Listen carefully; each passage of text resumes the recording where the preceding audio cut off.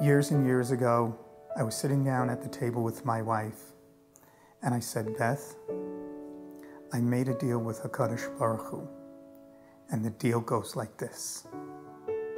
HaKadosh Baruch Hu, I'm going to take care of your children. Please, please take care of my children.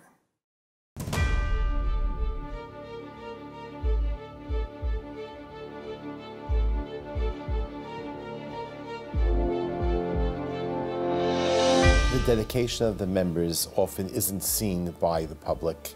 It's something that happens at 2 o'clock in the morning, at 4 o'clock in the morning, when it's freezing cold, whether it's a question of leaving the Seder, leaving davening and Rosh Hashanah Yom Kippur, leaving a family simcha, because someone else needs help. When our dear son's life was on the line, who was there to respond? Literally within 60 seconds, within 90 seconds, leaving 3 o'clock in the middle of a Friday night to come and to literally save our son's life. Our members who literally have no day, have no night, no Shabbos, no Yontif, they give everything up for their community. It's incredible. The sirens and the glamour and the loud walkie-talkies, that's not what a Hatzalah member is. It's the quiet times when most of the other people in the community are enjoying with their families, their wives, their children, having that time that nothing will disturb it. They shut off their phone. I'm not taking any calls from work.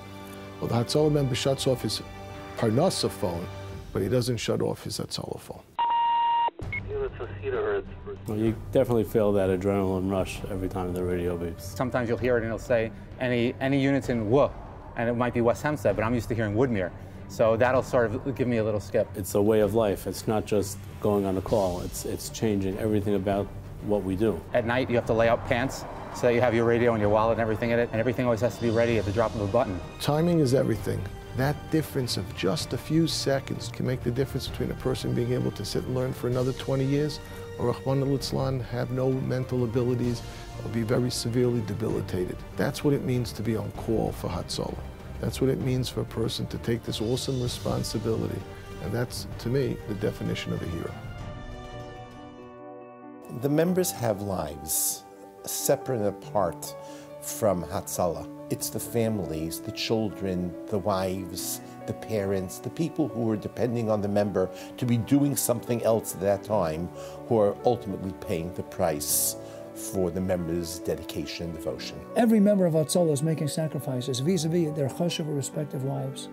Not only their spouses, but their children, giving up a valuable family time. It's countless times, countless hours, but they see you going out, doing chesed, whether it's at night, whether it's leaving the Shabbos table, whether they hear the door open and the door close at 3 o'clock in the morning.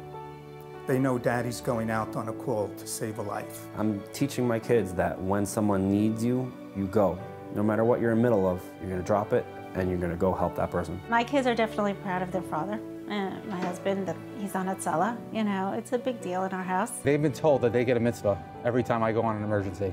And it's true, them and my wife have 100 times more. She knows that her sacrifice is just as big as my sacrifice. When she's, after a long day of her work, she's feeding the kids, getting them ready for bed, and I'm supposed to be home and I'm not home, that's her sacrifice. When they're not home at supper, they're not home to Chazer Parsha with the children, when they're not at a family table singing Zemiros, but they're out on a call, the wives are giving up their husbands at that moment, and it's a tremendous zechus and credit to them that they willingly do this, they don't complain about it. I look at what he does, and I'm proud to be his wife and know that he's able to go out there and help people, and all the things he's done, and all the people that come over to me and say, oh my God, your husband helped me and saved my life, and it just makes me feel great. I think it's very nice that we're out there and we get all the credit, but the bottom line is that the guys behind the scene who make everything happen and make sure all our equipment is up to date and that when we need something, we have it.